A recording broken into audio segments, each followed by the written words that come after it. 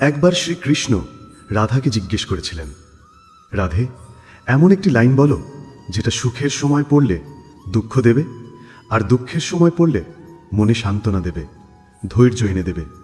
তখন রাধা একটি লাইন বলেছিলেন, আর আমার মনে হয় এটা প্রতিটি মানুষের জীবনে থাকা উচিত। সেই লাইন ছিল, এই সময়ও কেটে যাবে। যদি তুমি দুঃখে এটি পড়ো, তবে মনে সান্ত্বনা আসবে যে এই কষ্টও চলে যাবে। সময় এসেছে, কষ্ট এসেছে, তো তাও যাবে। আর যদি সুখের সময় পড়ো, তবে কোনো আনন্দই তোমাকে অহংকারী হতে দেবে না, কারণ তুমি জানো এই সময়ও কেটে যাবে। আজ যে সময়কে তুমি খুব ভালো মনে করছো, এই সময়ও কেটে যাবে। তাই এই লাইন প্রতিটি মানুষের জীবনে, প্রতিটি পরিস্থিতিতে, প্রতিটি অবস্থায় মনে গেঁথে রাখা উচিত।